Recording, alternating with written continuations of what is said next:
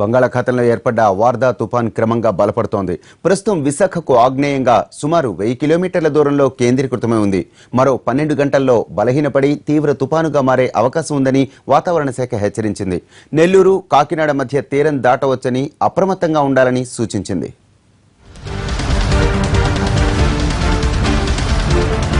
వార్దా తుఫాన్ అండమాన్ నికోబార్ దీవుల్లో బీభత్సం సృష్టిస్తోంది. దీని ప్రభావంతో భారీ వర్షాలు కురుస్తున్నాయి. ఇది మరింతగా బలపడుతుందని వాతావరణ శాఖ చెబుతోంది. మరో 12 గంటల్లో బలపడి తీవ్ర తుఫానుగా మారే అవకాశం ఉందని వాతావరణ శాఖ తెలిపింది. నెల్లూరు, కాకినాడ మధ్య తీరాన్ని దాటే అవకాశం ఉందంటున్నారు ఐఎండీ అధికారులు. తీరం దాటే సమయంలో బలహీనపడి వర్షాలు కురిసే అవకాశం ఉంది. సోమవారం మధ్యాహ్నానికి తీరం దాటే ఛాన్స్ ఉన్నట్లు చెబుతున్నారు అధికారులు.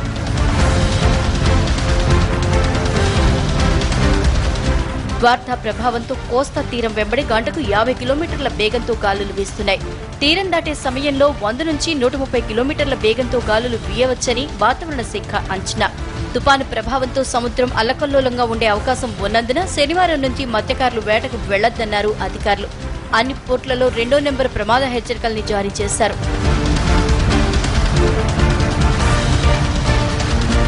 వార్దా తుపాన్ తీరం వైపు దూసుకొస్తుండటంతో ఏపీ ప్రభుత్వం అలర్ట్ అయింది. కమాండ్ కంట్రోల్ సెంటర్లో కంట్రోల్ రూమ్ ఏర్పాటు చేసింది. నష్ట నివారణ చర్యలు చేపట్టింది. నెల్లూరు, గోదావరి జిల్లాలతో పాటు కృష్ణా, గుంటూరు జిల్లాల అధికారులను అప్రమత్తం చేసింది. తుపాను కారణంగా చేతికి అందివచ్చిన పంట పోతోందని అన్నదాతలు ఆందోళన వ్యక్తం చేస్తున్నారు.